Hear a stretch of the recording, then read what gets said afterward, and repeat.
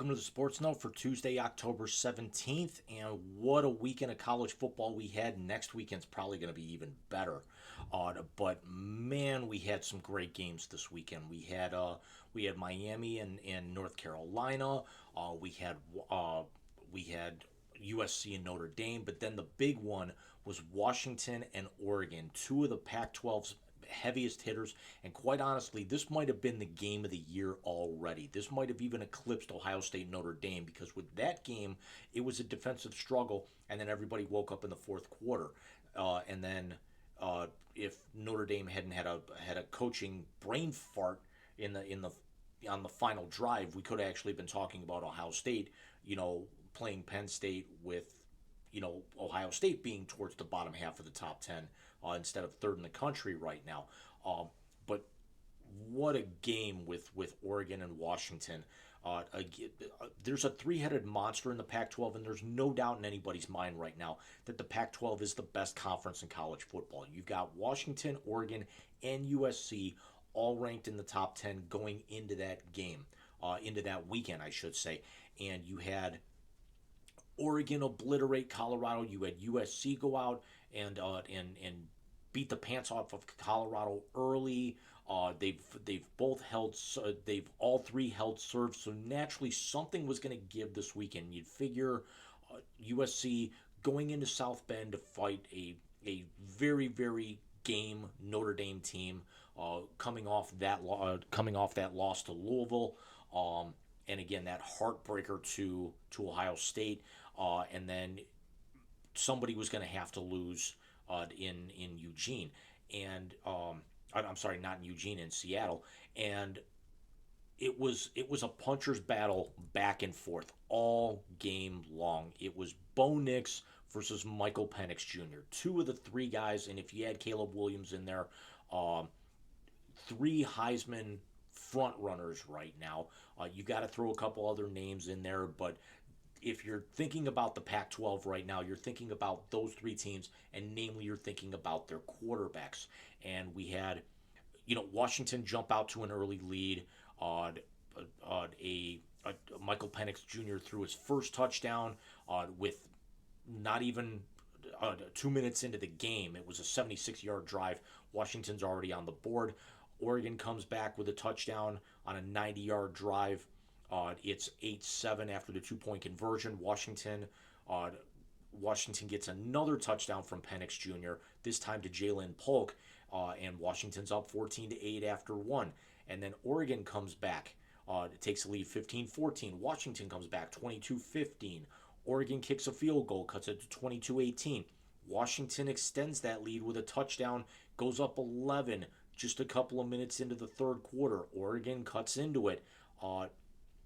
They cut it to 26-29 with just over a minute and a half left to go in the third quarter on a touchdown from Bo Nix. Then they get a touchdown run very early in the fourth quarter, and then they take the lead. And it's just back and forth, and then eventually Washington takes over at their own 47, and then goes 53 yards in just two plays, where Penix Jr. hits Rome Oduzne for 18 yards.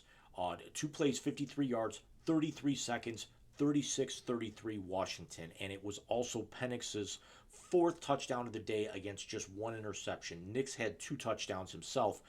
Nix was 33 of 44 for 337. Penix was 22 of 37 for 302. Now that 302 is his lowest output of the season, and it's quite honestly not really all that close, because in just about every game this year, he's holding over a 400-yard average, and the lowest output he had to that point was against Cal, where he only threw for 304, but he threw for four touchdowns and an interception and basically sat the entire fourth quarter. This was actually, power punch, body blow, Mike Tyson's punch out, back and forth all game long. He threw for 409 against Tulsa. He threw for 473 against Michigan State. Against Arizona, he threw for 363. But also, not only was it his lowest yardage output, but it was also his lowest completion percentage at only 59.5. He was only averaging 8.2 yards a throw. His quarterback rating was still a very, very respectable 89.2, but he's right now kind of distanced himself from the other two as the best quarterback in the country right now. The big question was, what did they score too fast? And that's immediately what Gus Johnson and Trent Klatt said on the broadcast after the Oduzne touchdown. Did they leave Colorado? I'm sorry. Did they leave Oregon too much time? And sure enough, Oregon goes down the field, gets in field goal range, and then pushes it wide left, not by much.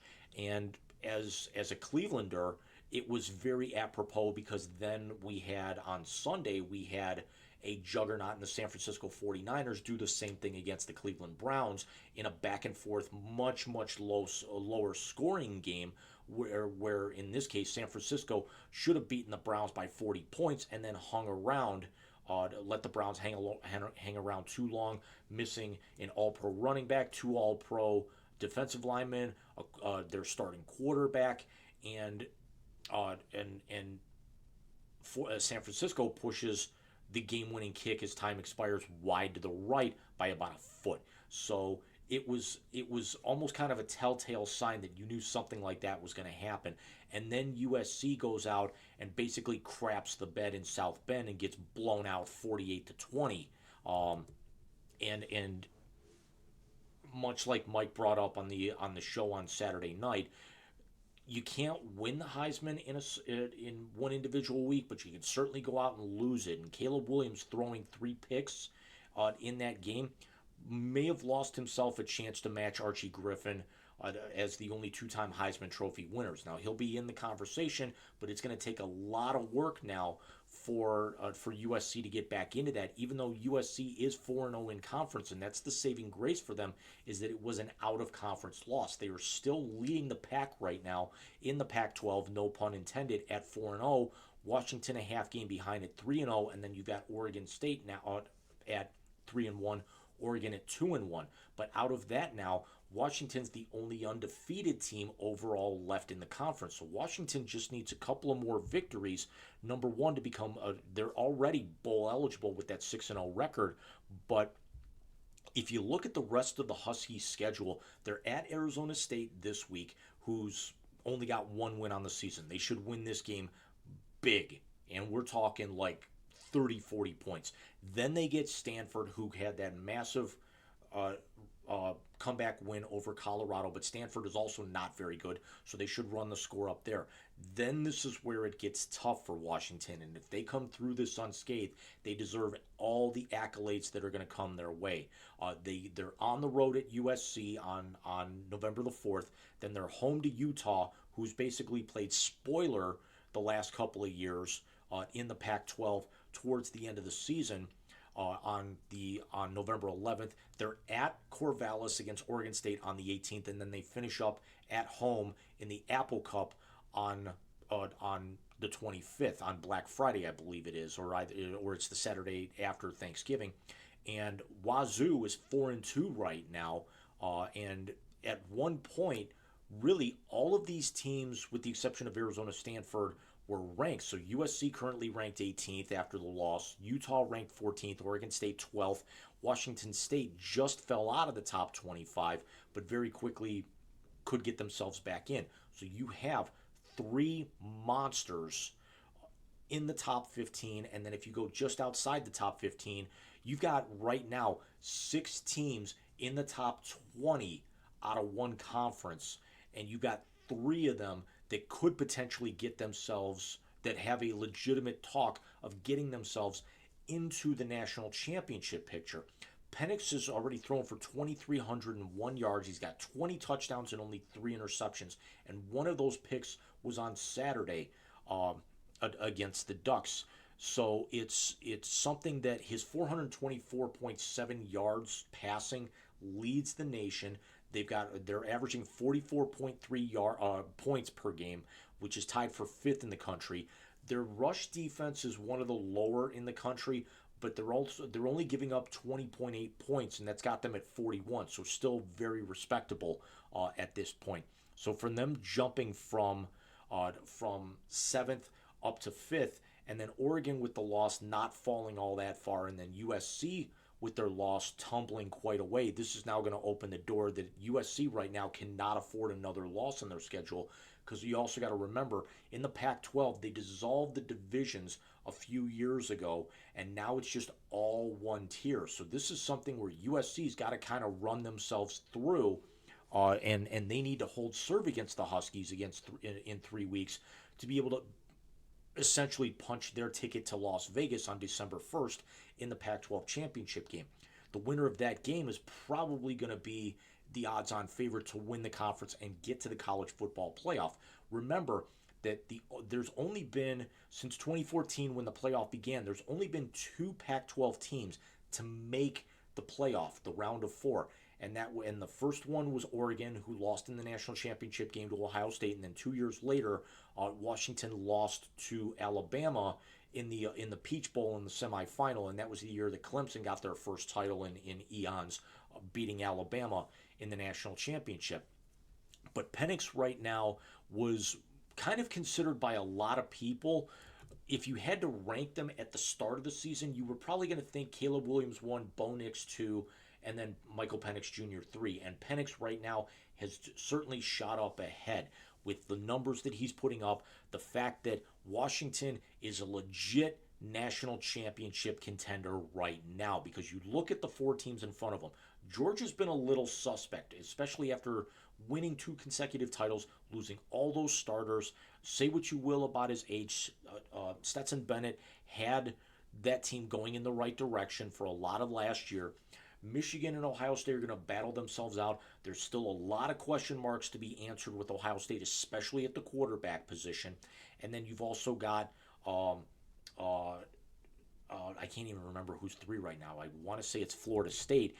And Florida State right now kind of playing with house money, because the ACC is beating the crap out of each other right now. So everyone who wants to maybe try and challenge them is knocking themselves out. First it was Miami. North Carolina could actually be, prime for an upset here before too long. So right now, if I had to rank my top 4 to be able to get in, I'm going to say de facto right now, I'm going to say Georgia 1 until somebody kind of knocks them off, or they have such a poor game that somebody starts stealing their first place votes. But again, they've struggled against competition that they should have beaten. I'm going to say Michigan number 2, although Michigan really hasn't had any major competition as yet, because Michigan's got a very weird schedule where their first 6 or 7 games are all at home, and then they finish everything else on the road. So I'm going to say Michigan right now at 2 as the 2-time defending Big Ten champions. I'm going to go Florida State 3, and I'm going to put Washington in there because of, again, the uncertainties with Ohio State, not taking shots as a Buckeye hater at all. But we're going to see exactly what Ohio State's mettle is made of this Saturday in Columbus in that heavy, heavy Big Ten hitters contest against Penn State, where Penn State's coming in blowing everybody's doors off. Now, Ohio State has had a couple of, games that turned into blowouts, but that were a lot closer than they should have been for at least the first 3 quarters, and then they just kind of turned it on midway through the third quarter or into the fourth quarter. So we're going to see exactly what Ohio State's made of, but I still think right now with the edge, even with the game in Columbus, I still got to lean a little bit towards Michigan for everybody that's coming back. But we also got to see what's going to happen with Georgia. Could they be primed for an upset when Mike and I are down there in 2 weeks against the Gators at the War for the Ore? But right now, Washington looks absolutely legit. If Washington gets past USC, I think Washington is not only not going to get in at 4, they could be challenging for that 2 or that 1 position, because at that point they'll have beaten, even though this week was at home, they beat an Oregon team who could have actually been a national championship contender, and may still, if Washington slips up with the way that their schedule lines up. And USC, still may not count them out because again, it was a non-conference loss to a top 10, top 12 team as well. And they still have a pretty tough schedule because UCLA, the Crosstown Showdown, is going to mean a lot more this year because UCLA is a very, very improved college football team. So let me know what you guys think. Do you think the ranking to 5 was good enough? Do you think they maybe should have gone higher? Do you think it was a little much? Do you think Oregon should have fallen back a little bit further? Do you think the USC should have even tumbled further than they did after that embarrassment in South Bend? Who would you actually put 1, 2, and 3 between these quarterbacks and even these teams? Where do you think things are going to shake out by the end of the season? Mike and I will be back with you guys on Saturday night, and we are just 9 days away from me actually flying down to Georgia to join Mike, and then we will actually be with you guys. We're not exactly sure if we're going to be able to do it live, but the in person Wise Guys show is just over 10 days away. So I will see you guys here hopefully a little later on this week, maybe over the weekend. Take care.